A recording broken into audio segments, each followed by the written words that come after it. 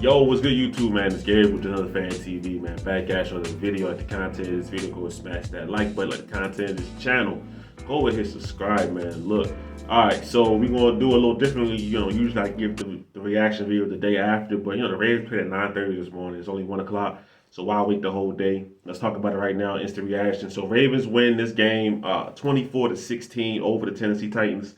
In my game preview, I said 24-20, so we was close to that prediction, right? But it's just one of those games where the Ravens kind of the Titans hang around once again, and mistakes killed them, penalties killed them. But we won't get into all of that, right? So what I want to do is I want to talk about obviously the defense and then the offense, and then give my final thoughts about the game overall.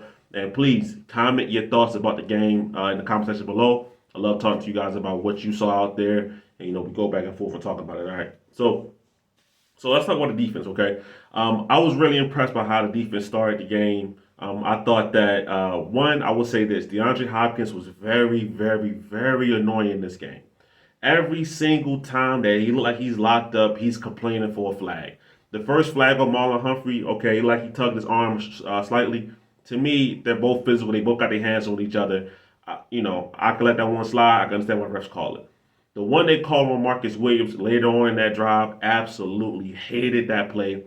Marcus Williams has every right to go for the football. Just because DeAndre Hopkins is right there, he cannot stop playing for the football. Also on that play, to me, this is another thing about Marcus Williams' arm not being right, okay? If Marcus Williams is healthy, he intercepts that pass because he can put both arms in the air and catch the football. But since he's not healthy, he goes out with one arm and, tries to get to the ball. So I didn't like that. But I thought the Ravens defense was really good early on. Entire first half pretty much dominating this Titans offense, okay?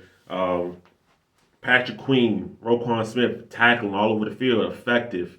Justin Madubuike, man. So I want to talk about this Ravens defensive line, man. The Ravens defensive line, they did what I wanted them to do, which is be dominant throughout the game, but also when it came down to closing out the game, being able to do that, right? Because listen, you're not going to be able to blitz every time in a 2-minute situation. So you have to be able to win with 4 pass rushers getting after the quarterback.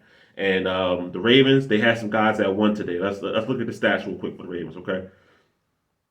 So sacks, Patrick Queen had 1. Justin Madubuike had 2. Jadeveon Clowney had 2. Kyle Van Noy had 1. So that is 1, 3, 5, 6 sacks for the Ravens defense as a whole, okay? Really good pressure today, right? So Justin Madubuike, Patrick Queen, these are guys that the Ravens have to try to keep, right? I mean, obviously money comes into effect, and you can't keep everybody, but to me, these are 2 young guys on the defense that you got to find a way to keep these guys around. These are part of the core of your team. And Clowney is finally turning those pressures into sacks, and I really, really greatly appreciate that, okay? So listen, let's talk a little bit about the second half. Because, I mean, honestly, for the first half, the Tennessee Titans offense didn't do really anything notable besides referees helping them down the field, all right? So second half for the defense, I still like what they did. It was a terrible, once again, I hate talking about referees, I really do, but it was a terrible roughing the passer call. They called Michael Pierce for his body weight landing on Ryan Tannehill. But what is he supposed to do? Stop midair and belly roll off of him? He can't do that. Michael Pierce is 340 pounds, man. Come on, what is he supposed to do? Next play, Derrick Henry pop it off for 64 yards. Derrick Henry getting the end zone score, all right? It's a closer game than it should be once again for the Ravens, all right? But besides that, we get into late into the game, and then, Tannehill goes out. Well, first off, before that, Geno Stone, another interception, all right? Geno Stone is going to get paid this offseason. In my opinion, Geno Stone should not be on the Ravens next year. That's not because I don't like him as a player. I think that he should go get that bag from a team that's going to let him be a starter. All right, he's a starting caliber safety in the NFL. He just is, and I hope a team out there throws him the money to be their starting safety. He's that good, okay? So he gets an interception. Marcus Williams gets hurt like a hamstring. So, Geno Stone might have to step in some more.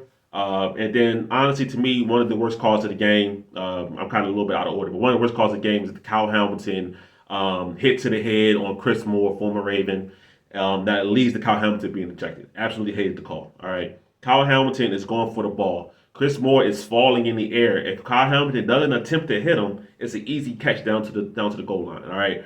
At that point, just don't let the guys play football anymore, right? What is Kyle Hamilton supposed to do? Just let the receiver catch the ball. That's not in his DNA. That's not in any safety's DNA. Just let the receiver catch the football.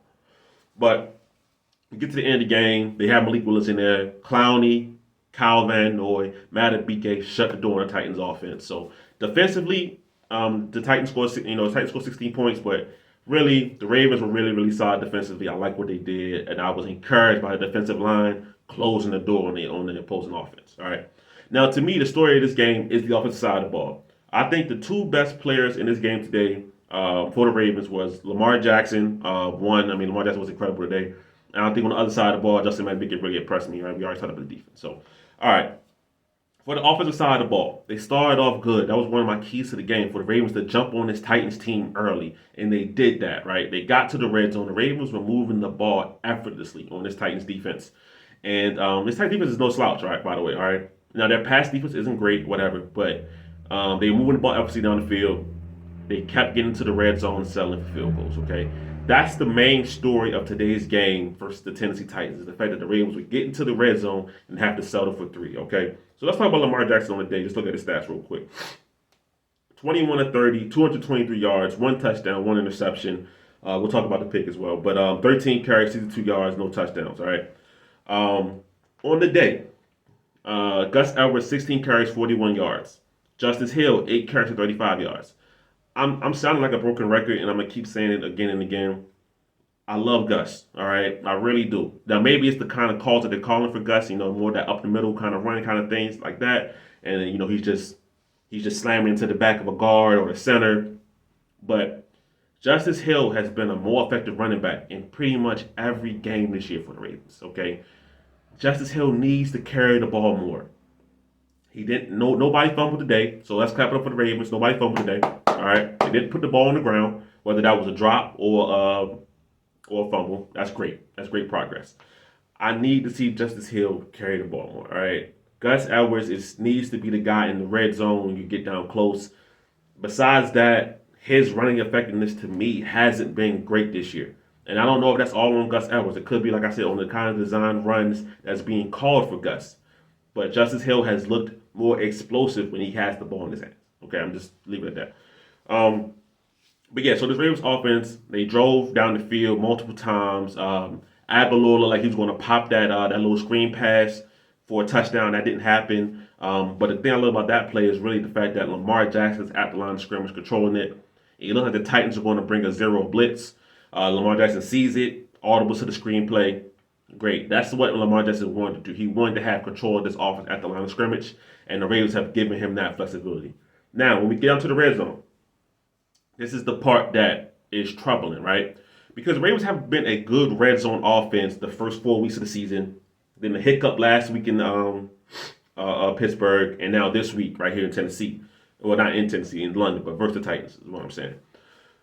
The Ravens need to open up the playbook a little bit more in the red zone. Right now, the last 2 weeks, maybe it's about, Monken was scared about wide receivers and kept dropping the ball. Let's be honest about it last week. But it was too much Gus up the middle. There was one time where they finally decided to do a QB run, right? Option play, Lamar gets to the sideline, first down. But then on that same drive, they go 3rd and goal.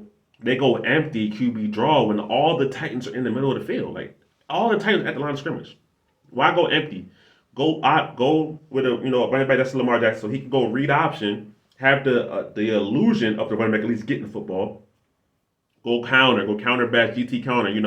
The things that we see. When all 22 films breaks down the Ravens offense, especially from last year with Greg Roman, right? That kind of stuff can work in the red zone, right? What Todd Monken is doing between the 20s, I'm excited about it. I love it. All right. But the last couple of weeks in the red zone, especially this game, has left a lot to be desired. When they got down to the red zone, it seemed as though they were scared to throw the football. All right. And ironically, their lone touchdown in the red zone came from throwing the football, right? So Zay Flowers gets his first career touchdown catch in the end zone. And honestly, he scared me a little bit. He almost went full Deshaun Jackson and flipped the ball before he scored, but he got in the end zone. Okay, so this Ravens offense to me is in a good spot in terms of how they move the football. I never really feel like the Ravens offense is being stagnant. They get the ball and they get it down the field, right? But once again, we got two main issues when it comes to the Ravens offense, right? We talked about the red zone already, all right? They need to do better in the red zone. Justin Tucker was great today. He made all the field goals. Well, no, that was the extra point that got blocked. So he made all his field goals, so he was fine. The second issue with the Ravens offense is the fact that, once again, the second half, they've gone conservative. This game was 18-6 at halftime. This is the kind of game where the Ravens need to come out and beat the Titans. So 18-6, let's say, 32 to 13 or something like that. I don't know. I'm just making stuff up here.